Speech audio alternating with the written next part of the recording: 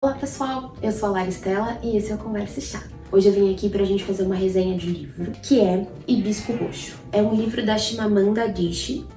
Ela é uma autora nigeriana e eu li, ele é um romance, eu li esse livro, gostei bastante e vim aqui contar pra vocês um pouquinho das minhas percepções e das minhas ideias em relação a ele. Pega seu chá e bora lá!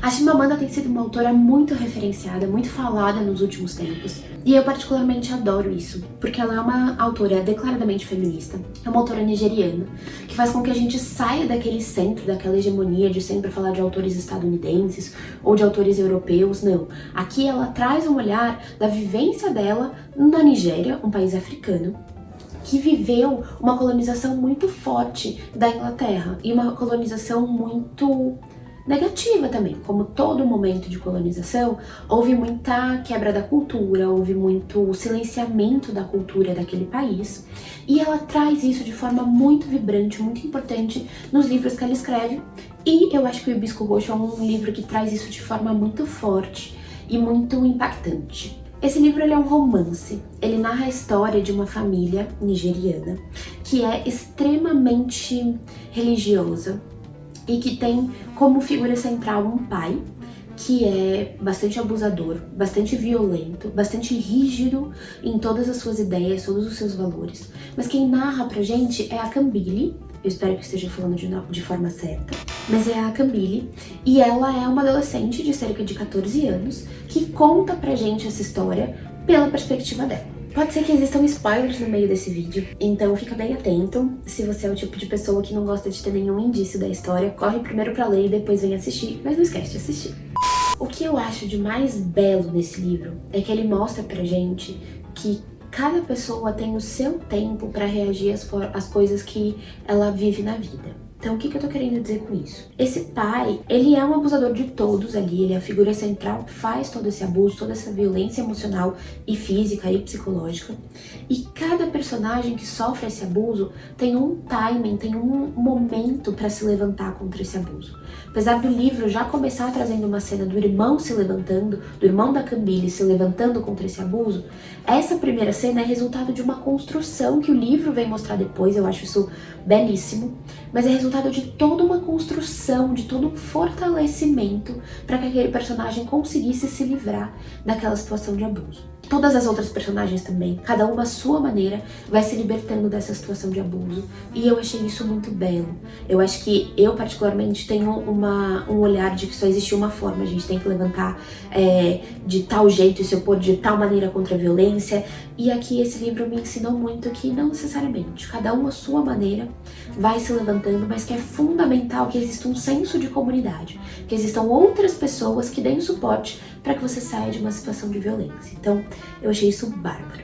Bom, o pai é uma figura que eu acho que vale a gente trazer aqui. Todos os personagens são fundamentais, tá? Cada um tem o seu brilhantismo tem o seu brilho dentro da história, mas o pai eu quero colocar com muito cuidado, porque além dele ser a figura do abusador, ele também é uma vítima. Eu acho que quando a gente olha para ele, a gente consegue fazer um paralelo muito grande com a figura dos homens na nossa sociedade, que são abusadores em muitas situações de machismo, sejam abusos físicos, psicológicos, mas eles também são vítimas de um sistema que os oprime e que faz o que a gente chama da masculinidade tóxica, né, que os impede de ter um olhar de fragilidade, de sensibilidade e tudo mais.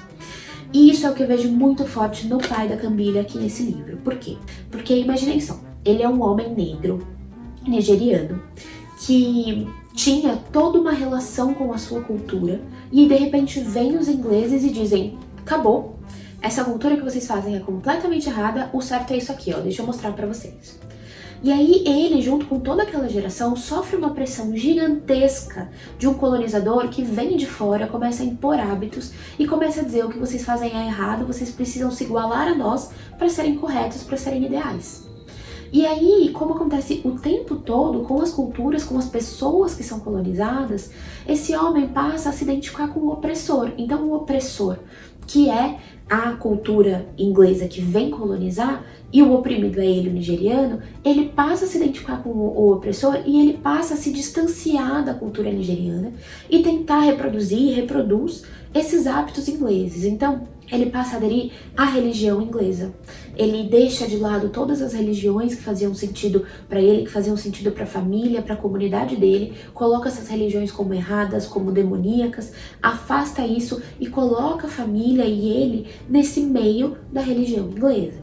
Ele pede para que a filha e a esposa, ele exige, na verdade, que elas escondam seus cabelos crespos, que são características muito fortes do ser negro. No dia a dia a igreja não, no dia a dia a igreja você precisa estar escondido. Por quê? Porque ele vive um processo de embranquecer essa família, de colocar como se o negro fosse errado e o branco fosse o certo. Então vamos esconder aquelas características que são dos negros e vamos tentar ficar mais próximos ainda das características dos brancos. Então isso é um processo social extremamente forte. A gente não tá falando só do indivíduo, esse indivíduo aqui, ele tá representando, ele tá simbolizando tudo que uma cultura sofre no momento em que ela é colonizada. E aqui é muito forte porque a gente está falando de uma colonização razoavelmente recente, que aconteceu no último século, ali na década de 70, 80, se eu não me engano. Me corrijam se eu estiver errada. Mas é uma coisa muito recente e que, bom, nós, Brasil, vivemos uma colonização, mas ela está muito distante da nossa história. A gente foi ensinado de maneira diferente, a gente foi ensinado como se isso fosse um processo positivo, importante e tudo mais, mas hoje a gente consegue ver, através de livros como esse, o quanto todo esse olhar da colonização, ele é opressor, ele tira todas as raízes, ele tira tudo que tinha de vivo aqui e é imposto um olhar do colonizador para que ele garanta que a colonização dele vai ter sucesso, que ele consiga dominar e controlar o povo que está ali vivendo a entrar no ritmo da sua cultura. Então eu acho que o pai é essa figura do ser colonizado, é essa figura do oprimido que se identifica com o opressor, e o quanto isso é muito negativo, isso é muito ruim, né? Mas quando a gente olha para a sociedade é um movimento muito comum. E aí, esse pai, ele se torna extremamente violento, e a gente não pode esquecer que ele é violentado o tempo todo, enquanto indivíduo, né? Enquanto ser dentro dessa cultura, mas ele se torna extremamente violento e passa a ter relação de maus tratos com os filhos, ele se torna extremamente controlador, ele agride fisicamente a mulher, os filhos, e agride de formas extremamente pesadas. E aqui eu vou tentar não dar tantos exemplos para diminuir o número de spoilers, mas tudo isso não tira dele a responsabilidade de ser um abusador, de maneira alguma, mas nos faz pensar que a vítima final, ela é vítima de um abusador e ela é vítima de uma sociedade que cria esse abusador também. Talvez eu esteja viajando demais aqui, tá, gente? Aí vocês me contem se eu tô falando muita besteira, ou se eu tô indo pra um nível aqui de psicodelia, talvez. Mas é a forma como eu vi esse livro além do olhar do romance, além dessa história aqui da Camille e da família dela, além desse recorte. Eu consegui ver como um símbolo do que é toda a relação com a sociedade, de todo esse momento histórico e social e cultural que a Nigéria viveu. Então, eu achei esse livro muito bom, muito rico, muito importante.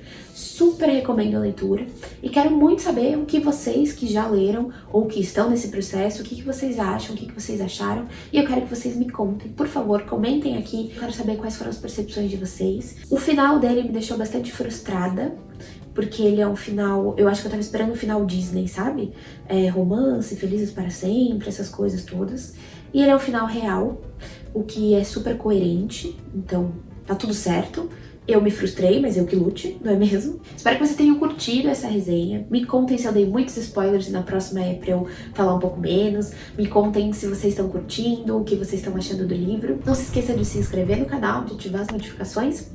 E também de me seguir lá no Instagram, @lari_stella. Um beijo e até a próxima.